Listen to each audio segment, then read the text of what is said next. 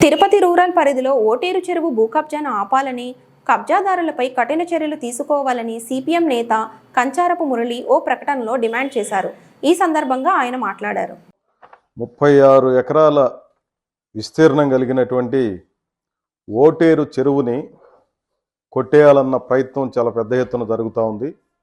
భూ కబ్జాదారులు కొంతమంది అదే పనిగా 1997 సంవత్సరం నుంచి ప్రారంభించి పలు సందర్భాల్లో ఈ చెరువు మొత్తాన్ని కబ్జా చేయాలన్నటువంటి తీవ్రమైనటువంటి ప్రయత్నాలు చేశారు.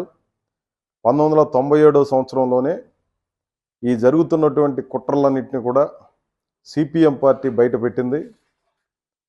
1997 సంవత్సరం నాటికి దాదాపు 114 సంవత్సరాల రికార్డును పరిశీలన చేస్తే, అంటే దాదాపు 1883 సంవత్సరం నుంచి ప్రభుత్వ రికార్డులను పరిశీలన చేస్తే ఈ ఓటేరు చెరువు అనేది పూర్తిగా ప్రభుత్వ భూమి. అదే మాదిరి చెరువు పోరంబోకు భూమిగా 36 ఎకరాలు ఉంది. దీని చుట్టూతో ఉన్నటువంటి నివాస ప్రాంతాల్లో కూడా ఇది కూడా ప్రభుత్వ భూమిగానే పేర్కొనబడింది. చాలామంది పేదవాళ్ళు ఇక్కడ నివాసం ఉంటున్నారు. ఇది ప్రభుత్వ రికార్డులన్నిటిలో కూడా ప్రభుత్వ భూమిగాను, చెరువు పోరంబోకుగాను, ఇతర రకరకాల రూపాల్లో ప్రైవేటు వ్యక్తులది ఈ భూమి కాదు అని చెప్పి చాలా స్పష్టంగా ఉంది. కానీ అదే పనిగా కొంతమంది ఈ బోగస్ పత్రాలను సృష్టించి ఈ చెరువుని కొట్టేయాలన్నటువంటి ప్రయత్నాన్ని చాలా పెద్ద ఎత్తున చేశారు. గతంలో చంద్రబాబు నాయుడు గారు అధికారంలో ఉన్న రోజుల్లో ఈ ప్రయత్నం చాలా తీవ్రంగా జరిగింది. కిరణ్ కుమార్ రెడ్డి గారు ముఖ్యమంత్రిగా ఉన్నటువంటి రోజుల్లో కూడా ఇదే రకమైనటువంటి ప్రయత్నం జరిగింది. రాష్ట్రపతి పాలన, రాష్ట్ర విభజన సమయంలో రాష్ట్రపతి పాలన కొంతకాలం ఉండింది. ఆ టైంలో ఇంకా వేగంగా ఈ పనులన్నింటినీ కూడా చేశారు. ఆ సందర్భాలన్నిటిలో మేము చాలా గట్టిగా ఎదుర్కొన్నాం. సిపిఎం పార్టీ తరఫున ఈ చెరువుని సంరక్షించుకోవడం కోసం చాలా పెద్ద ఎత్తున మేము ప్రయత్నం చేశాం. దాదాపు అన్ని ప్రతిపక్ష పార్టీలు, ఉభయ కమ్యూనిస్ట్ పార్టీలు కూడా ఈ సమస్య మీద పెద్ద ఎత్తున పోరాడినటువంటి విషయం తిరుపతి ప్రజలకందరికీ, ముఖ్యంగా చిత్తూరు జిల్లా, ఉమ్మడి చిత్తూరు జిల్లాలో ఉన్నటువంటి ప్రజానీకం యావత్తుకు తెలుసు. ఆ సందర్భంలో చాలా పెద్ద ఎత్తున చర్చలు కూడా జరిగాయి. ఇక్కడ తిరుపతి ప్రజానీకం లేదా ఆంధ్ర రాష్ట్ర ప్రజానీకం గమనించాల్సిన కొన్ని అంశాలను నేను మీ దృష్టికి తీసుకొస్తున్నాను. ఇక్కడ జరుగుతున్నటువంటి కుట్ర ఏమిటంటే, ఈ భూములు లేదా చెరువుల్ని వాళ్ళకేమీ కొట్టేసే వాళ్ళకి ఏ భూమి అన్న దానితో కూడా నిమిత్తం లేదు. అది విలువైనటువంటి భూమిగా ఉండాలి.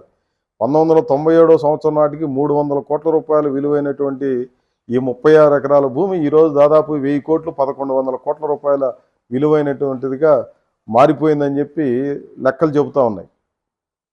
తిరుపతిలో ఒక పెక్యులర్గా మనకు కనిపించే వ్యవహారం ఏంటంటే, ప్రభుత్వ భూమి అయినా ప్రైవేటు భూములైనా ఎవరో కొంతమంది ఘర్షణ పడతారు. ఆ ఘర్షణ పడినటువంటి వాళ్ళు ఏ అనేవాడు, బి అనేవాడు, సి అనేవాడు ముగ్గురు కోర్టుకు వెళ్తారు. కోర్టుకు వెళ్ళి ఒకరి మీద ఒకరు కంప్లైంట్లు పెట్టుకుంటారు. ఆ కంప్లైంట్లలో ఒకరి మీద ఒకరు కంప్లైంట్ పెట్టుకొని ఒక పెద్ద చర్చ చేసి దాంట్లో కొన్ని పత్రాలు ఏబిసి అనేవాళ్ళు ముగ్గురు పత్రాలు కోర్టుకు సమర్పిస్తారు. ఆ కోర్టు దీని మీద అంతా కూడా ఏది కరెక్టు ఏది తప్పు అని చెప్పి చర్చని ప్రారంభించి కోర్టు తీర్పు ఇచ్చే సమయానికి వీళ్ళంతా కూడా రాజీ అయినట్టు, ఒకడు దాంట్లో నాది పొరపాటు అయిందని చెప్పి తప్పు ఒప్పుకున్నట్టు, ఈ అందరూ కూర్చొని రాజీ చేసుకొని ఒక పెద్ద మనుషులు ఒప్పందం చేసుకున్నట్టుగా కోర్టు దృష్టికి తీసుకొని వస్తారు. కోర్టు ఏం చేస్తుందనంటే, ఇవన్నీ పరిగణలో ఉండనటువంటి నేపథ్యంలో వివాదం కొలిక్కి వచ్చిందని చెప్పి దాన్ని ఆర్డర్గా ఇస్తుంది.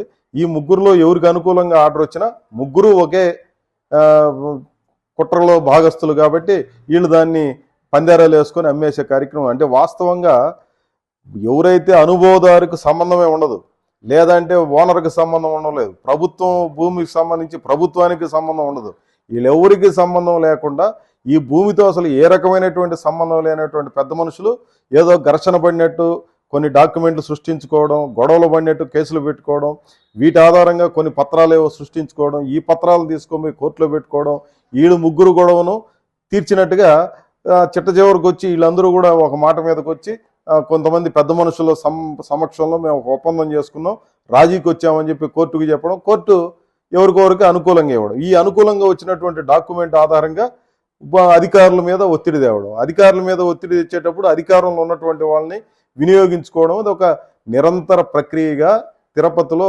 మారిపోయింది. అందుకనే తిరుపతిలో భూ తగాదాలన్నీ కూడా ఒక పెక్యులర్గా ఉన్నాయనేది. దాదాపు తిరుపతిలో ఉన్నటువంటి చెరువులు, చిన్న చిన్న చెరువులు, ఇట్లాంటి వాటిల్లో ఎక్కడైనా సామాన్యులు, సాధారణమైనటువంటి వాళ్ళు అది నివాసయోగ్యమైనటువంటి ప్రాంతంగా మారిపోయినటువంటి చోట, ఉదాహరణ సుందరయ్య నగరం లేదా తాతాయి గుంటో, ఇట్లాంటివన్నీ దాదాపు సిటీలో ఉట్టిగా అయిపోయినాయి. అవి మొత్తం నివాసయోగ్యమైనటువంటి ప్రాంతాలుగా మారిపోయినాయి. అట్లాంటి వాటిల్లో ఇళ్ళు వేసుకొని ఉన్నటువంటి చోట మేము కూడా పోరాటం జరిపి వాటికి పట్టాలు తీసివ్వడం కోసం లేదా ఆ ఇళ్ళని నిలబెట్టడం కోసం పెద్ద ఎత్తున పోరాటం చేశాం.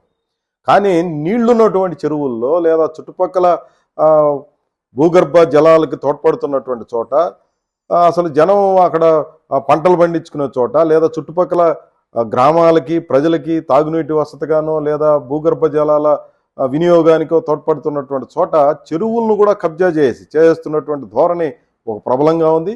అవిలాల చెరువును ఆ రకంగా ధ్వంసం చేశారు, పనికి రాకుండా అయిపోయింది. ఆ రోజు కాంగ్రెస్ పార్టీ ప్లేనరీ సమావేశం అనే పేరుతో అది ఇప్పుడు చెరువుగా లేదు, అంతర్ధానం అయిపోయింది. ఇప్పుడు ఉన్నటువంటిది ఓటేరు చెరువు. దాన్ని చెరువును కాపాడుకోవాల్సినటువంటి అవసరం ఉంది. మనకు అర్థం కూడా కావాల్సిందేమంటే, రాయలసీమ జిల్లాల్లో ఆంధ్ర రాష్ట్రంలో, ఉమ్మడి రాష్ట్రంలోనే హయ్యెస్ట్ చెరువులు ఉన్నటువంటిది రాయలసీమ జిల్లా. రాయలసీమ జిల్లాల్లో కూడా చిత్తూరు జిల్లా, ఉమ్మడి చిత్తూరు జిల్లాల్లో హయ్యెస్ట్ చెరువులు ఉండేటివి. ఈరోజు చూస్తే దాదాపు అన్ని అదృశ్యమైనటువంటి పరిస్థితి ఉంది. ఈరోజు 36 ఎకరాల విస్తీర్ణం ఉన్నటువంటి ఓటేరు చెరువును కూడా అదే రకంగా కుట్రపూరితంగా దాన్ని కబ్జా చేయడం కోసం అధికార పార్టీ నాయకులు పెద్ద ఎత్తున ప్రయత్నం చేస్తున్నారు. తెలుగుదేశం పార్టీకి సంబంధించిన కాళహస్తి మాజీ ఎమ్మెల్యే ఒకరు దీని వెనక ఉండి దీని అంతా నడిపిస్తున్నారని చెప్పి జరుగుతోంది. అధికారులు నిమ్మక నీరెత్తినట్టున్నారు, ప్రేక్షక పాత్ర వహిస్తున్నారు. మొత్తం జేసీబీలు పెట్టి పెద్ద ఎత్తున రకరకాల యంత్రాలని, వందల సంఖ్యలో మనుషులను పెట్టి దాన్ని అంతా కూడా తీర్చే కార్యక్రమం చేస్తున్నారు.